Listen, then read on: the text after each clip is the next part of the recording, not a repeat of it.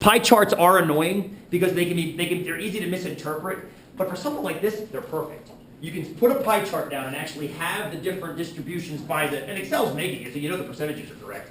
So here's the percentages we're going to test. 30% brown, 20% yellow and red, 10, 10, and 10, green, blue, and orange.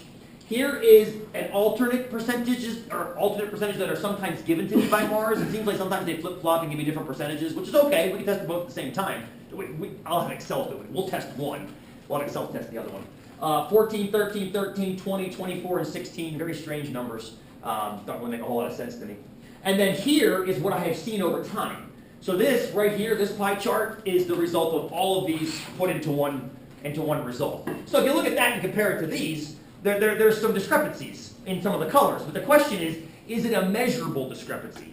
Is it a statistically significant discrepancy? We know they're not going to be exactly the same.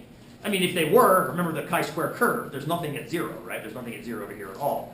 So the question is it a statistically significant discrepancy? Yes? What do you say? Want to take 5 now, or want to collect the data and then take 5? Take 5 now, never mind data. Well, you've written the data down, right? Oh shit, let's collect the data. All right, so let's collect the data, we'll take our 5. So here's what we're going to do real quick.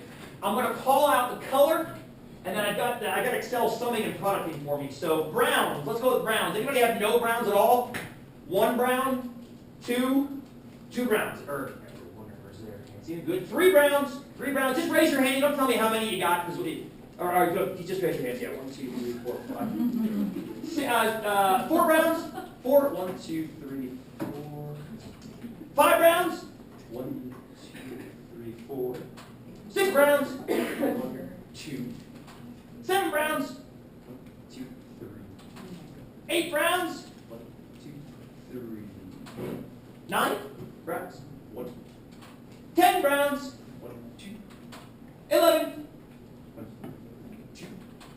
12. 1. 13. 14. Anybody above 14? Okay, there's browns. So there's our distribution of browns. And then we got, now remember, we're supposed to have 30%. And on the back of that bag, I think it says something like there should be 40 or 50 candies or something like that in the bag or something along those lines. 57. 56. Let's just call that 50 to make the math easy. Let's make that easy. So that should be about 15 browns, correct? I'm thinking, doing my math right. It should be about 15 on average. Look at this. Right? The bag actually doesn't say how many pieces. It doesn't? It just says 1 serving, 1 pack. Yeah. Oh, there's no candy number on there? No. Oh, I thought there was. No, but we just have. But you can count, you can have one like Yeah, half, right? yeah. So that's fine. So anyway, I'm suspecting brown right now. Brown's already suspect for me. Anyway, orange. Let's do oranges. No oranges. 1, 2, 3, 4, 5, 6. Okay, what do we got, Dana? 5. 5. We got 5 oranges. Anybody got 5? 6 oranges. Alina's got 6. 7 oranges. Whoa, up. 8. 1, 2, 3, 4. Oh, that's the wrong one. Hang on. 9 oranges. 9 oranges. 10. 10 oranges is 3. 11. 1, 2, 3, 4. 12. 1, 2, 3. 13. 1, 2, 3, 4. 14. 15. 1, 2, 3. 16. 1. 17. 18, 19. Anybody above 17? What do you got, Richard? 20. Wow. Cool. But you remember, friends, outliers, I right? have 20. I have to change my data. That's okay. Even if you're lying to me, I would expect something like that. I mean, we're testing the percentages in the bags, but there are other distributions that we're not testing, i.e. the shape of, look at the shapes. You're getting bell curves. Isn't that badass? Why are you getting bell curves? Why are the bell curves showing up? It's spreading out and it's got a larger sample. Well, because they're everywhere, yes. But why are they everywhere? I love this. Do you remember, and it's okay to say no, think back to 243, the video I showed you of Max at OMSI with the little balls falling down the thing. Right. Why did the bell curve show up in that? Do you remember? Because they're falling, and what's happening as they fall? What are they hitting? The little pegs over and over again. Every time they hit a peg, the ball has to make a choice. And I'm saying choice. It's a physical choice. It hits the peg, depending on how far it falls to one side or the other, it's going to go left or right. and it's going to go left or right with a certain velocity, a certain force. All those little tiny adjustments come together and result in a belt. It's called the fuzzy central limit theorem. Basically, anything that's subject to lots of little forces, like, I don't know, the creation of an M&M. Think about how they create these things, right? The little tiny steps and the procedures that have to go through to make these little tiny candies. From beginning to end, from the ingredients all the way through to the packaging. All those little tiny variables partially result in how many you get in your bag. I mean, it's pretty wild. It's pretty wild. And yes, actually, they are important. I agree with you, my friend. Let's do blue. 0, 1, 2, 3, 4, 5. Wait, I can't find it. Okay, go. 7, 8, 9, 9. We got nines? Nines, we got 1 9. Okay, we got a 9. Tens? Got a couple tens? 11s. I love this. Look at the bells. Add one more 10. Add one more 10. Yeah. Look at the bell still there. 12s. 12 blues. 1, 2, 3, 4. 13 blues. 1, 2, 3. 14. 1, 2. 15. 1, 2, 3, 4, 5, 6. Love it. 17. No, I skipped 16. I'm sorry. 16. 1, 2, 3. 17. 1, 2. 18. 19. Anybody above 19 with blue? Well, there we go.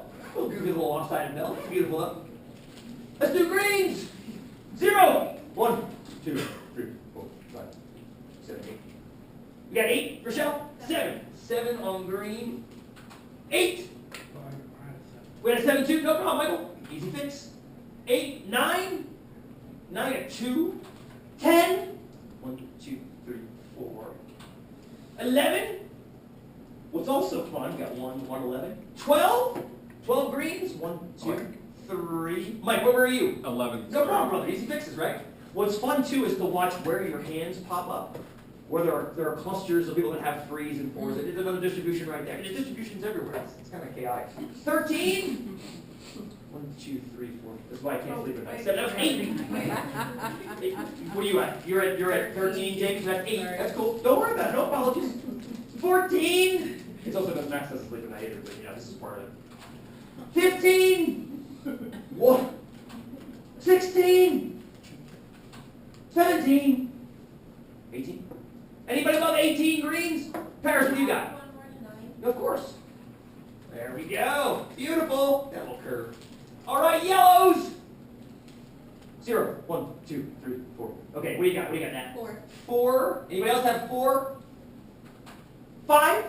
We got 1, 2, 3 of those. 6s. 2, 3, 4. 7. 1, 2, 3, 4, 5, 6, 7, 7. It's pretty cool.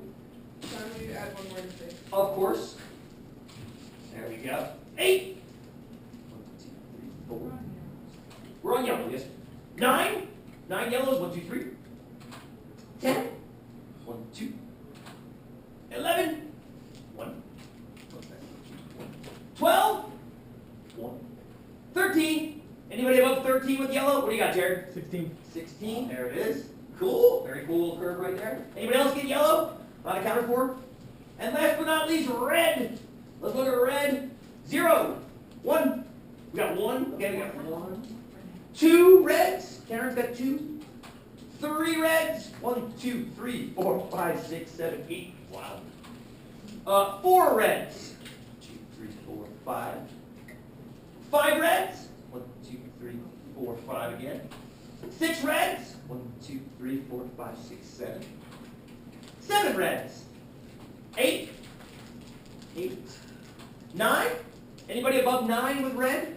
There's our data, friends. There's our data. So real quick, before we take our break, look at the percentages we should get. Look at what we actually got. What do you think? What do you think? You know, if you can win one. If you look at the data, which we have the most of? You know, brown. I'm not pushing on. Followed by red and yellow, about 20%, and then at least Has to be okay. blue, green, and orange. Exactly. Blue, green, and orange are showing up the most in our sample. Brown has showed up kind of the least. Red's kind of down there too. It appears as though we've got some discrepancy with the percentages. So let's take 5, crunch the numbers, and then come back in and interpret. And then we'll see what. eat this.